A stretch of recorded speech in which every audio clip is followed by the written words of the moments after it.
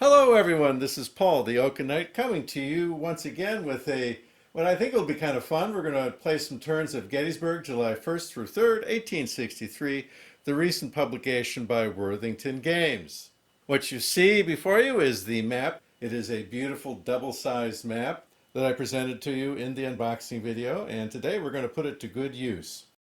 One of you guys asked me for some differences between A Most Fearful Sacrifice and this Gettysburg game.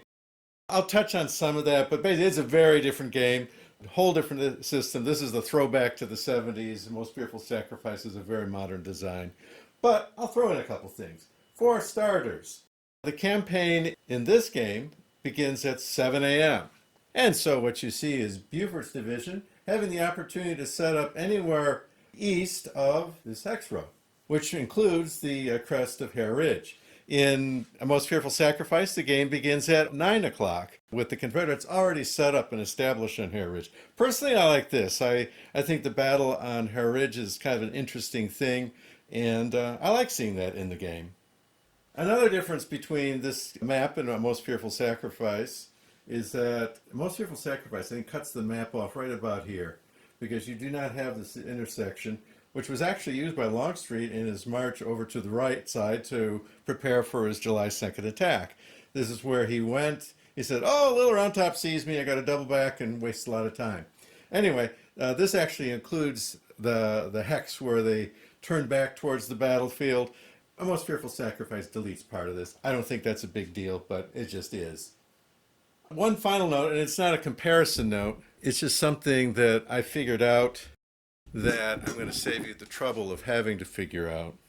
If you look at the town of Gettysburg, and you might not be able to see it, but I'll do my best, is that the terrain guide shows what looks like, okay, that's a block of houses, that's Gettysburg. So like here, okay? But the important thing to realize is if you look really close, you see red on some of the hex sides. And so what that's doing is it's drawing a circle around which hexes on this map actually are town hexes. And if you look really close, you'll see it going around. I think it was my third game before I actually saw this. So the structures in the middle here, those are Gettysburg, but these out here are not. And so none of the terrain rules apply to those hexes. They're just basically empty hexes with some historical flavor. So, but do be aware of that. We're at 0700. The South has the first move, and the first troops are coming in, and the first thing that happens is the movement phase. And as you expect, they are coming in the Cashtown Pike. They can come in column formation, which they will do. Cost 2 to change out of column to line. In general, I'm not going to bother showing you the units actually moving around, except when there's some illustrative point to make, but this is the first turn, so let me go ahead and count this out. Moving on a major road is 1/3 point per hex. So coming in on the road, it's 1, 2, 3, 1. It's 1 2/3, let's call it 2. Change formation, that's 4. 2 into the woods, that's 6. So Davis is going to end up right there, and he is now in line formation. Next, Archer's going to come on in. He'll be in column. He's going to go 1, 2, 3. I think change formation so that's 1 point on the road. Change it costs from 2, so he's up to 3. 1 clear hex over and over the river. It makes it 5. He has 6 movement points, but he will stop there in line formation, and he is hiding behind these trees. He is not seen by that artillery. The green means he's a low-quality unit, lower morale, 5-point morale instead of 7-point morale. I really don't want to let him get shot at right at this point. And Heath can go ahead and come in, and Archer's not getting shot at. Let's just stack him. Let's just stack him with Archer. Now there's defensive fire, and the artillery does see Davis in the woods. So we were going to go ahead and roll that on the combat results table. So the first shot that happens is we're going to have Tidball's artillery, the horse guns, take a shot at old Davis here hiding in the trees. It's going to be 1 4-point shot, and here is the CRT. And so we see he's going to be on this column with his 4 points. And because the defender's in woods, it's going to be -2 to the roll. A 1. So 1 minus anything is still a 1, but it's a dash. So it's a miss, and Davis is okay. That concludes the defensive fire. Offensive fire, nothing's in range. There's nobody to rally. So the Confederate turn for 0700 is done.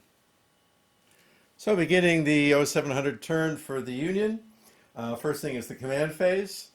Here's Buford, the leader, and he can trace 4 hexes as a leader who has not been hurt. If it was a replacement leader, it would be 3. Note that he also gives pluses for morale and shooting if he is stacked with the unit. If a replacement leader is in there in his stead, he only traces 3 hexes, and I like to play it that he also loses the plus benefits. Otherwise, once a guy's hurt, he's hurt, so you would always put them in the line, and you'd have that permanent edge for which you're not trading a risk of anything bad happening. And I don't like that, so I'm not going to give pluses to units that are stacked with a replacement leader. Only the original leader will do. But that's not the case here. Everybody's in command. That's not a problem. Next is the organization phase. That's when you would build breastworks. Only non-routed infantry units may build a breastwork in any clear or woods hex. Well, we don't have any Union infantry here. This is all cavalry and artillery, so there's no way to build breastworks at the present time. All right, so next we go on to offensive artillery fire. We could do that, and I think we probably should. So, old Tidball is going to fire offensively. If you fire offensively, you put the fired marker on there, and then you may not move once the movement comes. So he's nailed in place, but he's going to take another shot at old Davis over here with the -2 due to the woods. Another 1. All right, well, that isn't going to do much. That's a miss. Next, we have Union movement. They're quite happy where they are. We're not going to do anything. Next, defensive fire, out of range. Infantry range is 1. Confederates have no artillery. There's not going to be any defensive fire. Offensive fire. The cannons have already gone. They have a special phase for offensive fire artillery. And the carbines are out of range. Their range, as I said, is 1. Nobody's routed, nobody to rally. That concludes the Federal 0700 half of the turn. On to 0800. And here we have the other half of Heath's division entering. That would be Pettigrew and Brockenborough, as well as Pegram's artillery battalion from Hill's Corps. There is no command phase. Nothing happens in the command phase. Heath is sitting right on top of his units, and the guys coming on map are automatically going to be in command. We're not going to worry about that. The organization phase, there's no entrenchments being dug. The Confederates have better things to do than that. There's no deployed artillery for the Confederates, so there's no offensive artillery fire. We're down to movement. All right. So let's say old Pettigrew comes in, and old Pettigrew's in column, and he's for every 3 hexes, that's 1 movement point, so it's 1, 2, 3, 1, 1, 2, 3, 2. That's 2 points to there, and then he's going to go ahead and lose the entrenchments. That costs 2, so now he's up to 4.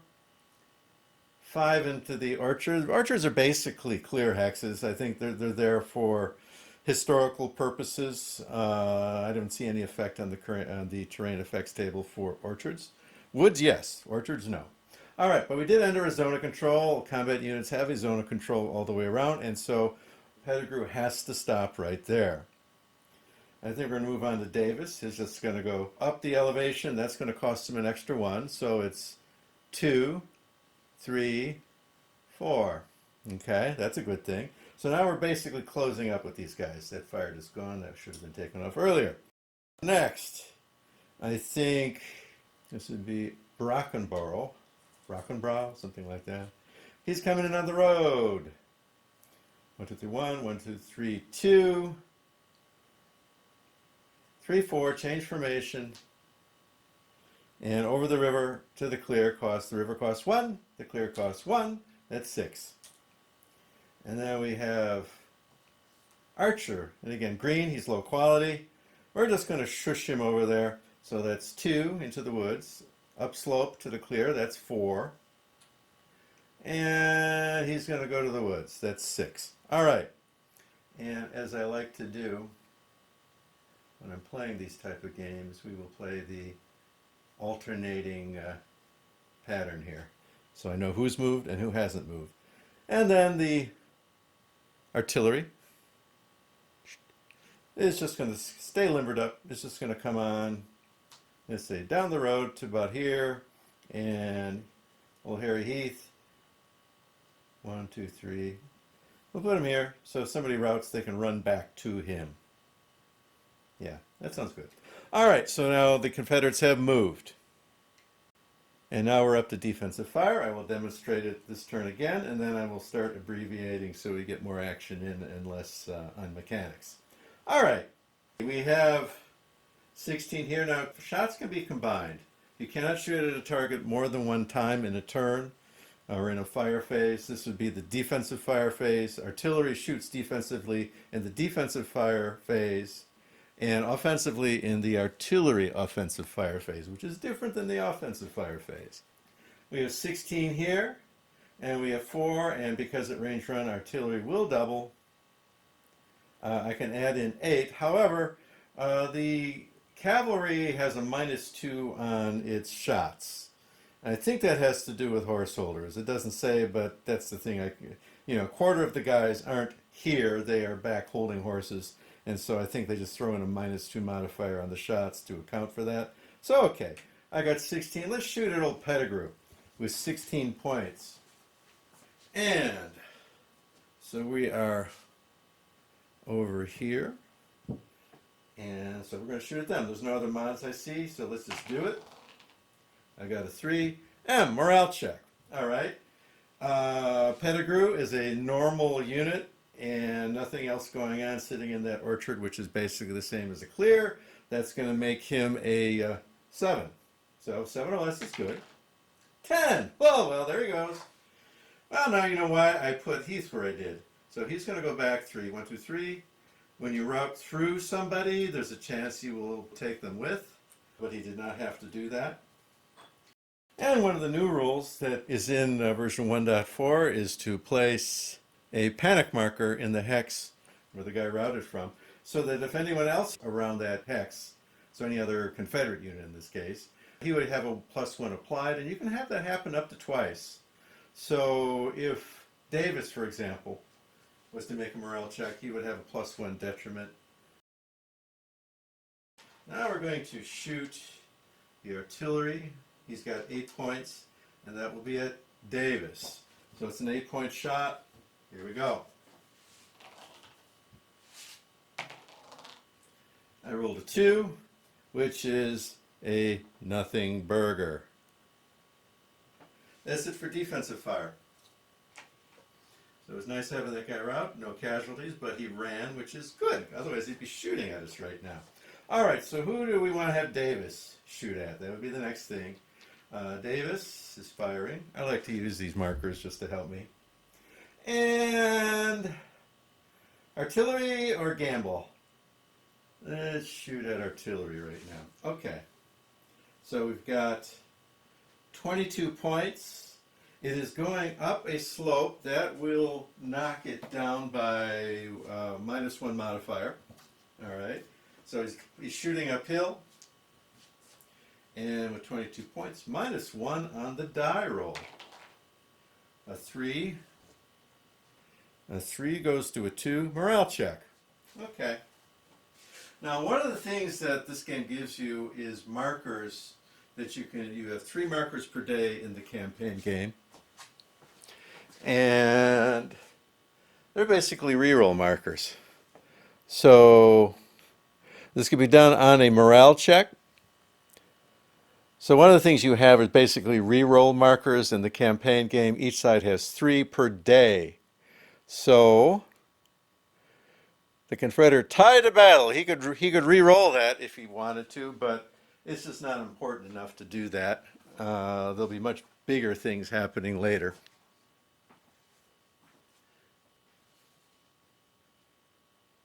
So we got a morale check. All right, so he's a base of 7, and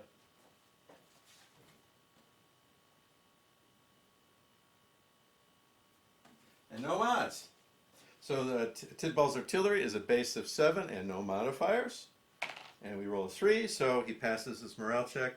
Nothing happens. All right, so far it's been fairly bloodless. And see, that was the defensive fire turn, or excuse me, the offensive fire. We have a rally. Yes, we do. So the router guy gets to try to rally. Since he's stacked with a leader that's in his chain of command, he's going to get a -1 to the rolls. He's still looking for a 1 through 7, but he's got a -1 on the die roll because he's sitting with his leader. And he rolls a 5. Route goes away. That's it. That is the end of the Confederate part of 0800. Now the Union. At 0800, we have the first of the many, many Union reinforcements that are coming in. And this would be Wadsworth's division. That would include the Iron Brigade, and that would include Cutler. And he is entering on entry H, right there. Each place where reinforcements can enter the map has a letter designated by it. It's easy to read. There's an H there. And it lines up with the entry schedule on the sheet that tells you when and where guys come in. So it's real easy to figure out. So they're coming in there.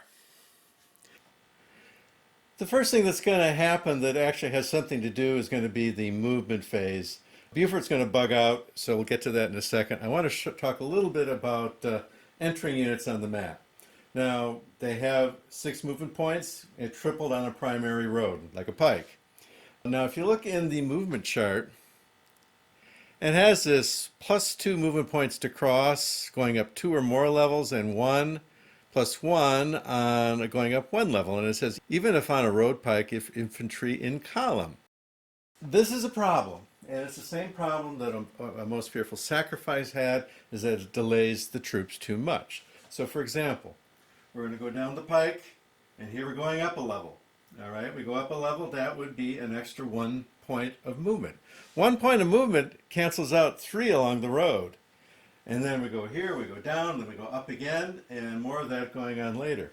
You're going to lose at least half a turn's movement. In fact, I think it's even more. It's going to be about 5 movement points between where you are and where you want to be on McPherson's Ridge. And that's too much, because when you count it out, the Union infantry won't be there in their half of the 10 o'clock turn. And since the Confederates have the first half of every move, they've already done their 10 o'clock turn. So it's actually a little bit harder than reality. And if the Union infantry can't be there to the latter half of the 1100 turn, you're never going to have a fight on McPherson's Ridge. The cavalry is not going to be able to hold that long. So I recommend that you ignore that. No penalties when moving on a primary road. You just move your 18 hexes. That's it, and that's what I'm going to do. So the 1st Division of the 1st Corps, that would be Wadsworth's division, has moved its 18 hexes along the road and ignoring the penalties for going up these elevations. Meanwhile, Reynolds is going full bore with his 9 movement points pell-mell down the road to see what's going on with old Buford. So what is going on with old Buford? Well, old Mr. Buford basically has 2 choices. He can fall back, or he could stay and fight it out on this line. Since Pettigrew left, he might be able to deal with that. However, if he stays put, Pettigrew rallies, so it's going to be 2, 3, 4. He's going to have Pettigrew right up in his face all over again. I suggest falling back 2 hexes to keep this big Pettigrew unit at arm's length. And so the only things that will be in the firing line, 2, 4, 6, would be possibly these 2 units, 2, 4, yes, they would be Brockenbrew and Davis would be the only ones who can get there. There is an option to fire Tidball in his offensive artillery fire phase, but you would basically be sacrificing that unit at this point. I'm not sure I want to do that. Sometimes I do that. I have done that, but it usually will buy you another turn, but I don't think I'm going to do it this time. I'm going to go ahead and move these guys and show you where they end up, with the exception of Tidball, because I just want to mention a couple things. So the artillery can go ahead and limber up in the zone of control. To leave a zone of control costs an extra point, so it's 2 to limber, 1 to leave the zone of control. So he's already burnt 3, and then 4, 5, 6. So he can get all the way to McPherson's Ridge right on the primary road. He'll be limbered up, but he's going to have some time. So let's go ahead and do that. So Tidball's artillery again limbered up and just scooted down the road. And since he's on a primary road, he doesn't have to pay the extra 1 to climb that up to the ridge line of McPherson's Ridge. All right, so what are we going to do with the others? I'm just going to fall them back. I'll show you where they end up.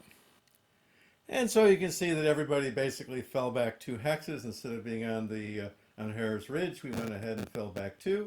We're giving up the high ground, but one of the big bad units is no longer going to be able to reach us. Archer's too far away. Only Brockenbrough and Davis can get there, so that'll make this whole situation a bit more manageable. Notice on the would be the Union left flank, it's protected by tree lines, which means it's slow going. It's going to cost movement points to move there, and they're not going to be able to move through those woods in one turn. So they are reasonably well situated with some protection on the left flank. And on the right flank, we got a river to cross. And I see 2, 3, 4, 6. They can't really get around them. They can engage here, but they cannot get behind Beaufort. And yes, Beaufort is going to be continuing to fall back, hopefully until the First Corps arrives and they can firm up their line on McPherson's. All right, so we are done with the Union half of the turn. There's no routes, no rallies. We're good for 0900 Confederate turn. So the Confederate command phase, everybody's in command. Heath is over here. Everybody's within 4. There's no unlimbered artillery for the offensive fire phase. They're not building entrenchments. So we're all the way up to movement. And so after counting it out, Davis can make it, Brockenbrough can make it, and even Archer made it from 1, 2, 3, 4, 5, 6. He made it. All right, but Pettigrew did not. I positioned Heath back here. Now, there's a little method to that madness. Putting him 3 behind, their radius is 4 when they are the original leaders there, not a replacement. And these guys will typically route 3. So basically, he's kind of a catcher's mitt. Guy routes, just like the last time, he's going to run right over to him and get the immediate benefit of his leadership in the first rally attempt. Otherwise, he'd be say this guy would be rolling for 7. Stacked with Heath, he'll be rolling for an 8 if he routes. So it's a little edge. Okay, so now we are up to the defensive fire. We have both units of Beaufort going to fire. And Gamble's shot on the 16 column was a miss. Remember, these guys have a -2 on their die rolls because they are dismounted cavalry. But the 11 rolled very well. He actually got a real live hit. And so I'm going to mark those with dice. And those of you who are concerned, like one of you guys that wrote to me, that maybe there's a lot of overhead keeping track of all this stuff. What I do is I have a bunch of these little dice, and I don't actually mark any hits as they happen. I wait until the end of the phase. All I do is put a die on top, and that let me know, okay, that guy had 1 hit. I haven't done the morale check yet, so I'm going to do that. I rolled a 3. He passes. I'm going to remove the flame. Okay, so I know that that guy has got to mark himself down by 1, and I have to increment the casualty table as tracking all the casualties for the South by 1. I'm going to fish out an 11 counter and put it underneath. I see he was green, but I think I rolled a 3, so he's good. Yes, he's good. If his morale was a mere 5, not a 7, because he's green. All right. And one Confederate casualty. The first blood of the Battle of Gettysburg has been spilled. All righty. Now the offensive fire. So now we get to shoot back at these Yankees. I think we're going to, since you only get to shoot once at a target in any one phase, these 2 guys are going to combine into 32, which is just short of the maximum table. And I'll go ahead and roll that just because it's going to be fun. 2. Man, I can't get good die rolls, but it is a hit. All right. I mark him. Next, this guy with his 11 shooting at the other cavalry, which I'm going to mark with the one with the red base and 11. I'm not going to be showing you this anymore, so don't get too used to me rolling dice. Okay. Roll a 9. All right, 9. And They're just standing out in the open, so that is a hit. All right, so most Union units have been hit. Now I'm going to roll morale. Gamble is shooting for a 7. He passes. Devon shooting for a 7. 6, he passes. Now I'm going to mark the hits. And both Union units have been marked with those spinny markers, and the tally has been put on the Union sheet. There's no rallies to do for the Confederates, so that concludes the 0900 turn. For the Confederates, we are on to the Union. So Robinson's division, 2nd Division of the 1st Corps, is going to make its entry right there. And again, this was letter coded for the entry area, along with Wainwright's artillery. The artillery brigade for the 1st Union Corps is also coming in. And so once again, we have nothing to do until the movement phase for the federal forces. And once again, I'm going to fall back. And I think this time 1, 2, 3 hexes sounds kind of peachy. We will be behind the stream. And what the stream does, it makes it harder to melee across. Remember, this game has a melee rule. Well, it's -2 for the attacker trying to get across the stream in a melee. So we're going to have a little bit of protection from that. So I think we're going to go ahead and do that. He could have meleeed earlier, but my philosophy with Hess is you don't need to be too aggressive with him because this is ground you're going to take anyway. Everything here is going to go pretty much no matter what Buford does, no matter what the 1st Corps does. So Heath does not need to impale himself. He just needs to keep steady pressure up. In fact, I think I'm going to advance these guns and unlimber them right here on the road once again and have a 3-unit front. So let me go ahead and do that, and then we'll take care of the road movement for the reinforcements. So I've gone ahead and done the Union moves. You can see General Reynolds at the Lutheran Seminary on Seminary Ridge. And in Gettysburg, you can see the 1st Division, including the Iron Brigade. And down here, you can see we pulled back behind the river. As I said, the artillery moved forward and unlimbered, so we've got our full division online. And unfortunately, the next turn, I think the entirety of Heath's division will be able to get at us, although he probably will not be meleeing. What I found with the melee rule is that it's good to have it, but since you only can go in with 1 unit, and the defender fires first, and he gets to shift to the right, it's something you use when the other guy's already beaten up and down to relatively few points.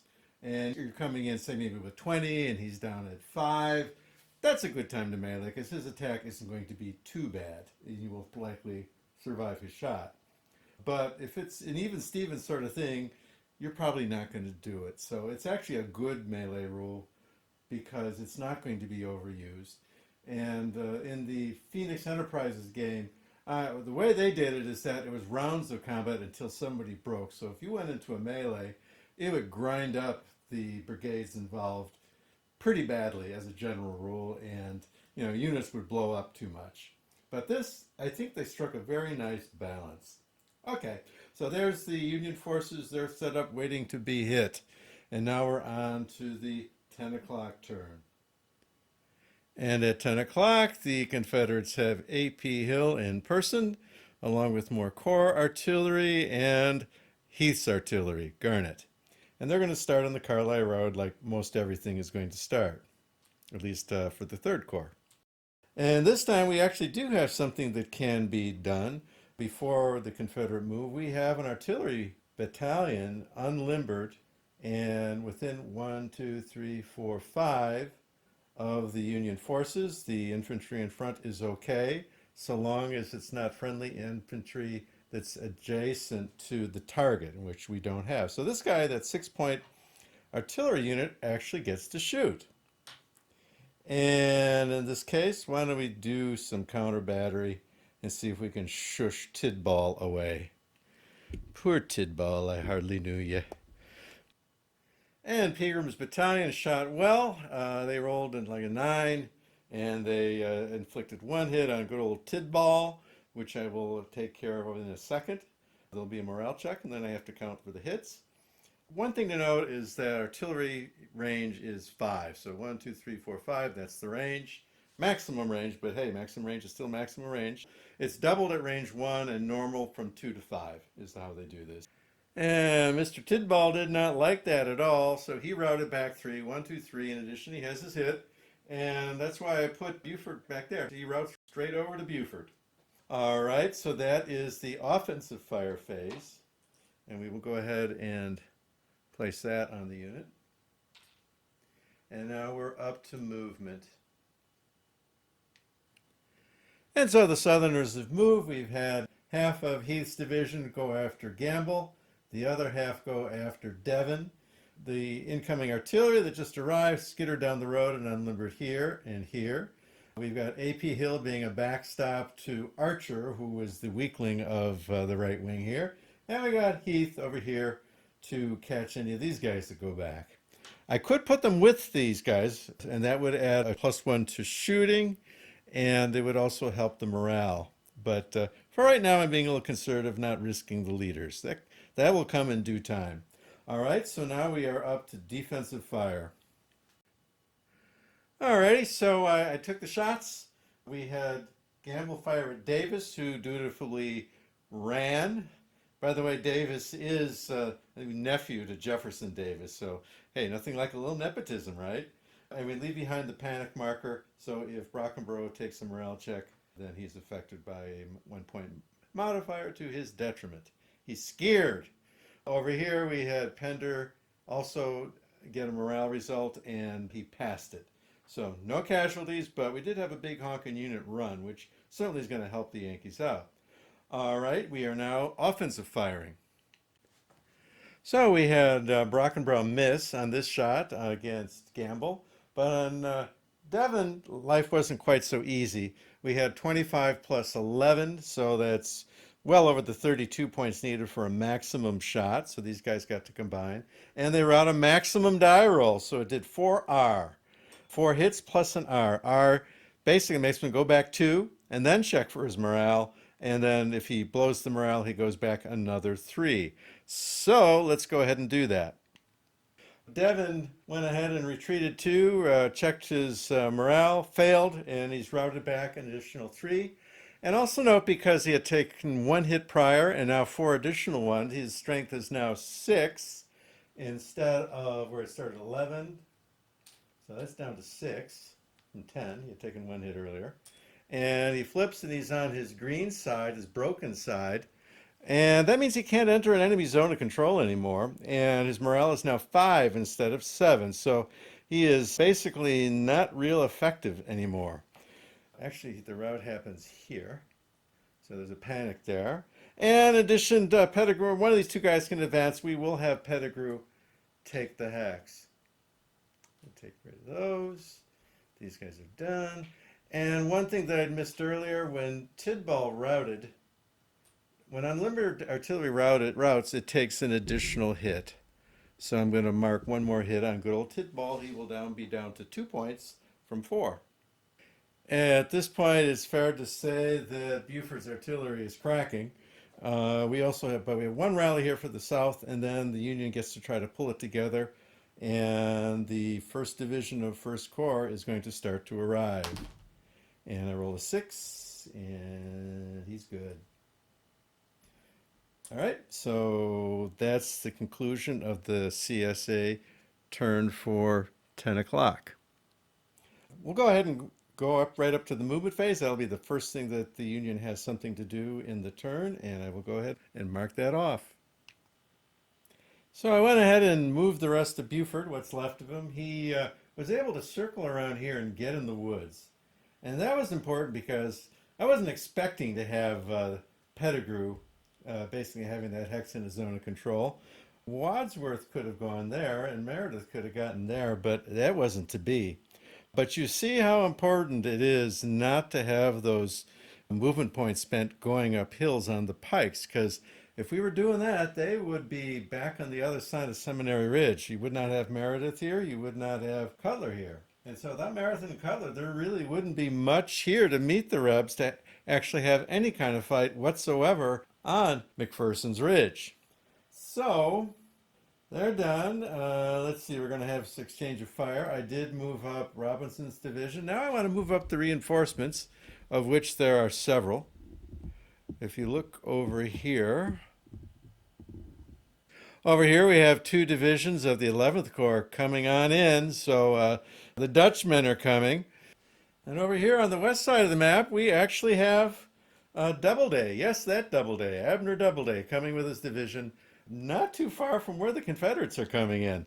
So there's got to be some historical reason for this. I have seen other games do this, so I'm not exactly sure why he came in over there, but he did. All right, so I'm going to move the reinforcements, and then we can go ahead and start the shooting.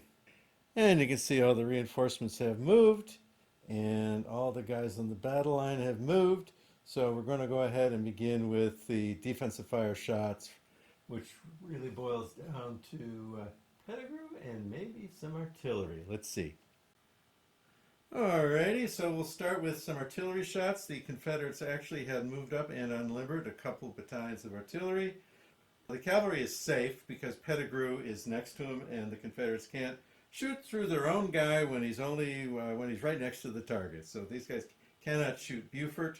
So this battalion is too far away from Wadsworth, but this guy is close enough.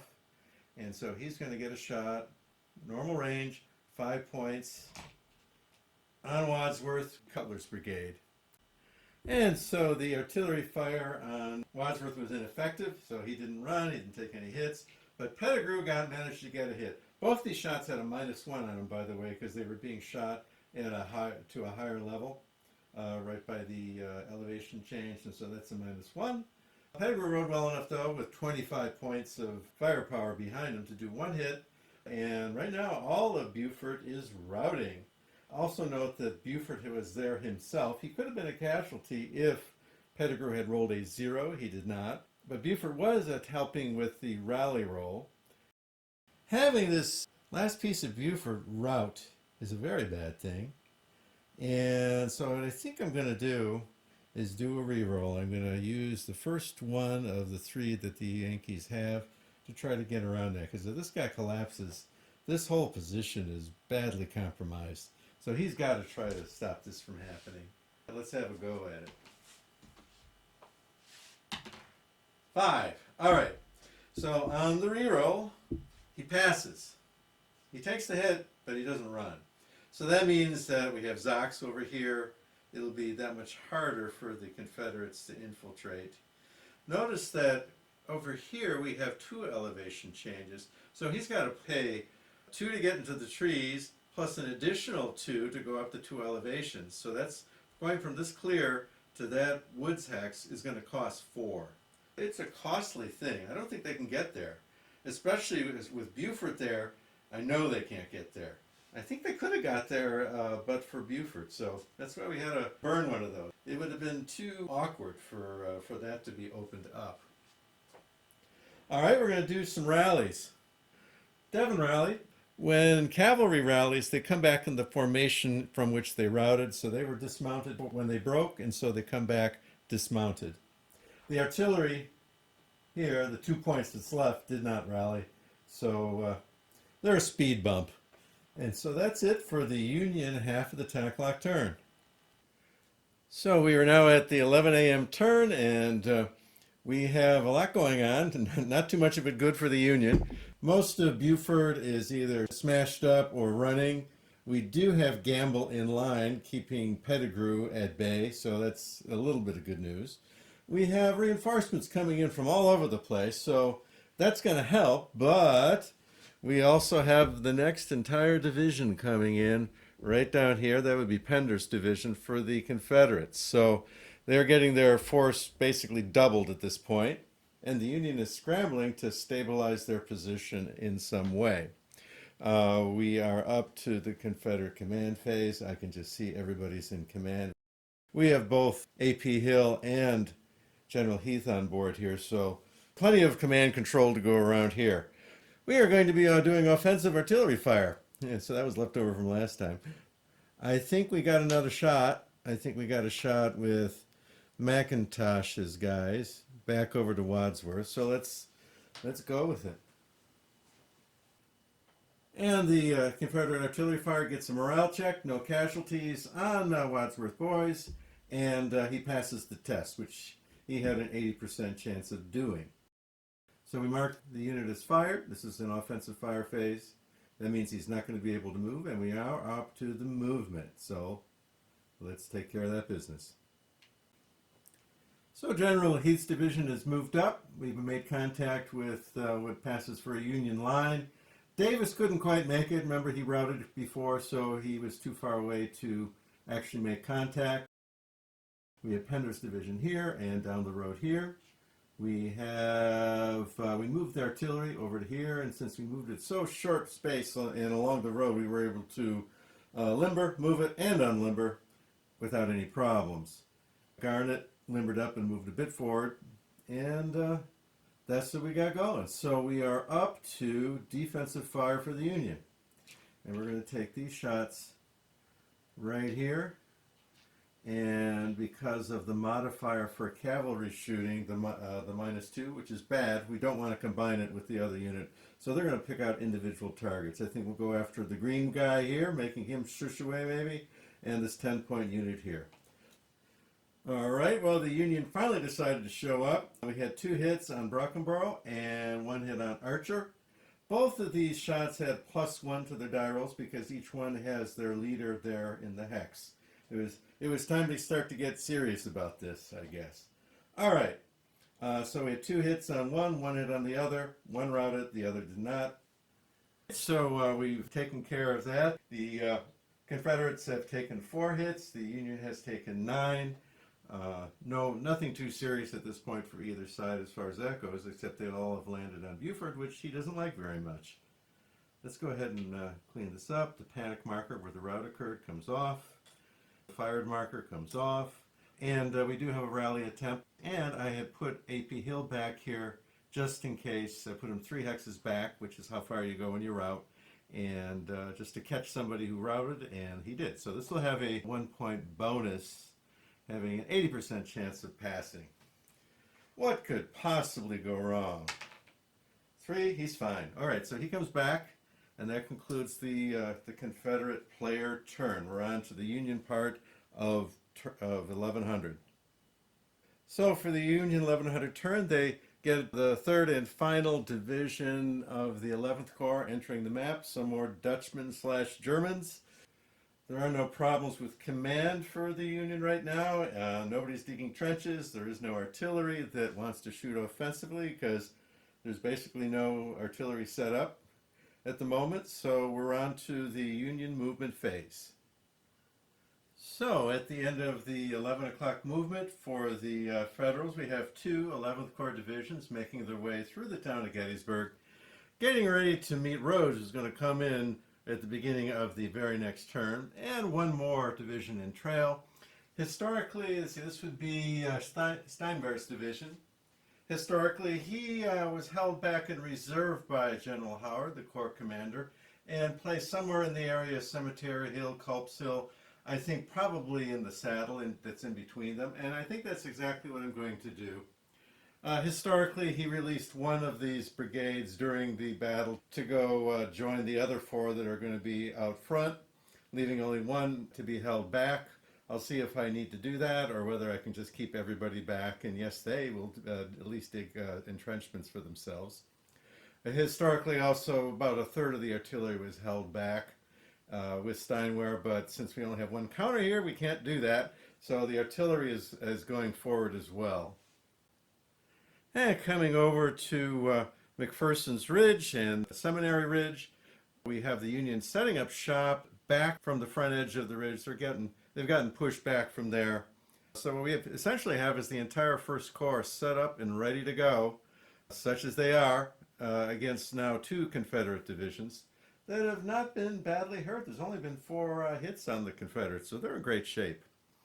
The cavalry is gone ahead and pulled back, getting itself together. And I think what I want to do is to swing that cavalry over to the other side of Gettysburg to be in position to meet and greet Early when he shows up over there. I want to make sure I have enough stuff over there so that they get screened away from Culp's Hill so they don't have an easy ride in. Yes, there'll be some 11th Corps guys there, but a little bit of help can't hurt. The rest of these guys will have to manage with what they've got. All right, so that is the move for the Union for 11 o'clock. We have one rally. He is a 7 is his base. He has no leader with him. Roll the blue die. 7.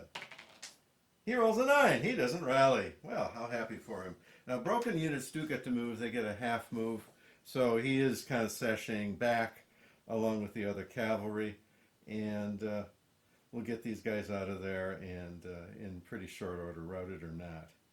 All right, we're done with the 11 o'clock turn. We are on to the 12 noon turn, starting with the Confederates. All right, for the noon turn, we have yet another Confederate division showing up, so things are going to get hot in a hurry for the 11th Corps. We have General Rhodes showing up here, so this is the first element of the 2nd Corps, Richard Ewell's 2nd Confederate Corps, another brand new promote to his position after the death of Stonewall at Chancellorsville. The reinforcement schedule says that they can come in either at B or C or whatever combination thereof. And historically, we had probably 2 brigades come at B, 2 at C, and 1 walked overland on Oak Ridge. So what I've done is I put the artillery and 3 brigades over here coming in Area C, along with General Ewell himself, the Corps commander. And over here at B, I've got 2 more brigades with General Rhodes.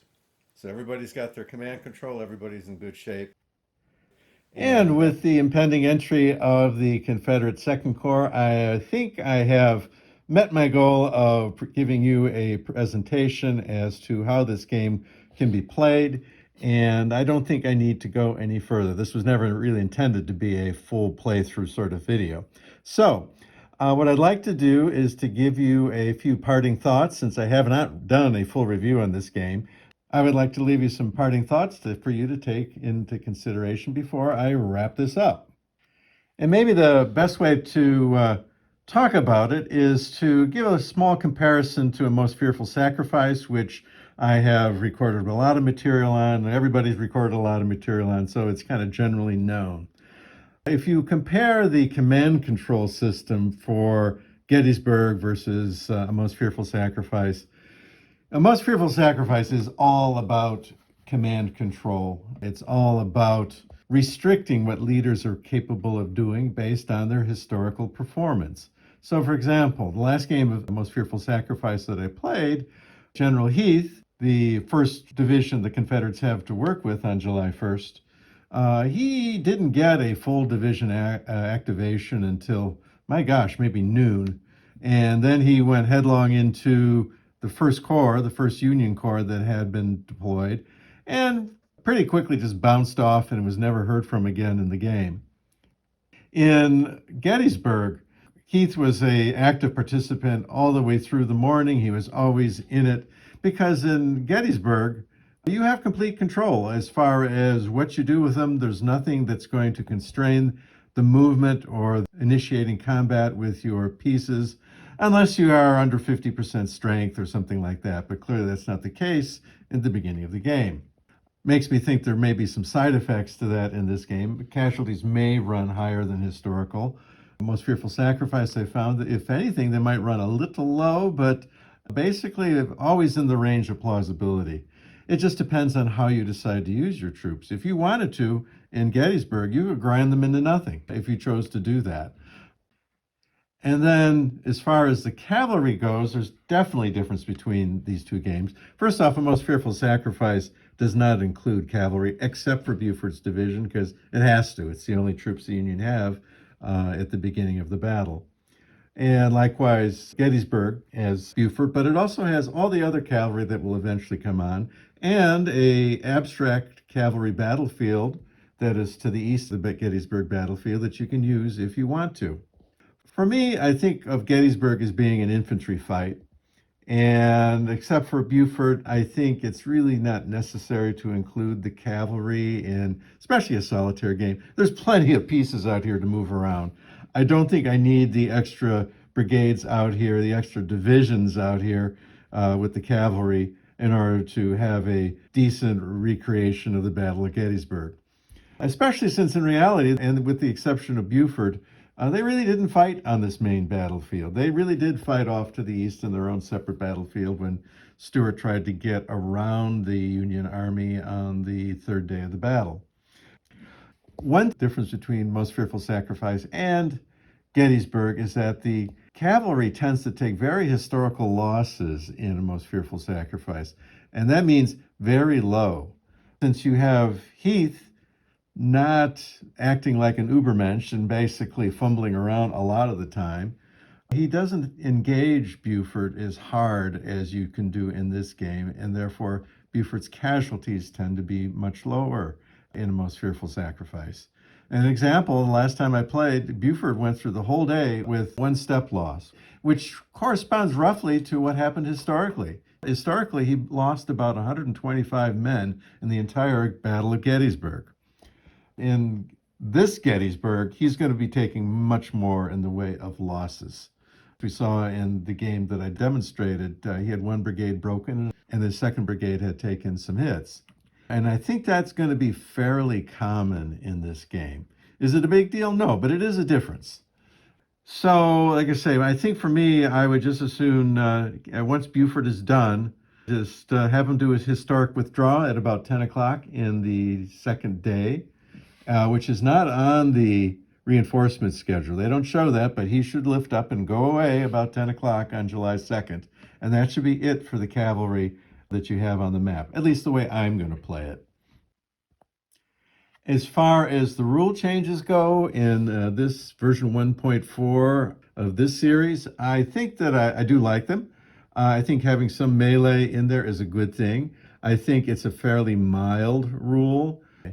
In this game, it's just an extra round of combat with an advantage to the defender, and not an overwhelming advantage. So it will accelerate the process of taking casualties, and I think it's best used to finish off a weakened opponent.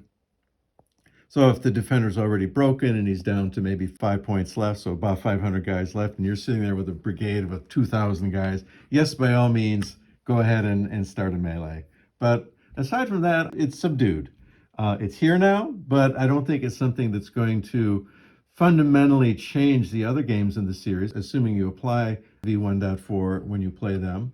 But it's just another reasonable weapon in your arsenal that can help you advance a little bit quicker, especially against a weakened opponent. The second thing that was added was the panic counters. The game has you put a panic counter down in any vacated hex where a unit routes from till the end of the player turn. And any units that are next to the hex where the routed unit vacated will have +1 applied to their morale if they are taking a morale check. So basically, it's a kind of a cascading panic. And the +1 is not that big a deal. They do allow up to 2 panics to affect any one unit, so you can get up to a +2. Personally, I find that it was rare that that would have an effect on the game. Rare enough so that I'm not sure that it's worth the overhead of placing the counters and then picking them up. And also that since the panic counters are only included in this Gettysburg game, it's a new rule, so it's not in the older games. You don't have panic counters to place in earlier games. I have a feeling that a lot of folks are just going to ignore that rule. I don't think it has a big effect, and you don't have the counters in the earlier games, so unless you have Gettysburg and are willing to fish out the panic counters and use them in your other games, I'm not sure you're going to use that rule in the other games. And finally, I think many gamers will find Gettysburg to be the more approachable of the two games than, say, a game like A Most Fearful Sacrifice. This is a big game. It's got a double-sized map. But compared to Most Fearful Sacrifice, that has like about a quadruple-sized map. So I think Gettysburg is going to fit into the available time and space that your average gamer has a bit better than A Most Fearful Sacrifice. There's trade-offs. I think A Most Fearful Sacrifice is going to give you a more realistic sort of vibe when you play it and possible result when you're done. But Gettysburg is going to be more wide open, less constraint for command control, and certainly a lot of fun. And the fact that you can probably pick this game up 2 or 3 years after the last time you played it and very quickly be playing it again without having to spend an entire evening going through the rule book and refiguring things out. I think gamers are going to like that as well. So I certainly give this one a thumbs up, just as I have all the others in the series. A brigade level, substantial game, but at the same time, very approachable. And anyone at all familiar with the system will be able to jump in very quickly. All right, that's my view of Gettysburg, and I hope you enjoyed the play demonstration and whatever insights I could give you as far as that goes. If you have subscribed to this channel, I certainly thank you very much. I looked at my channel information just this morning and found out I have over 2,000 subscribers at this point, which is absolutely amazing. I'm in squiggly numbers. How about that? So I thank each and every one of you who has subscribed to my channel. And if you have yet to subscribe, please go ahead and give it a shot so you can follow along, see what kind of fun stuff I can come up with for you. And I'm enjoying doing this as well, so for me as well. But for now, this is Paul the Oaken Knight, and I wish you all a pleasant evening. Thanks for watching.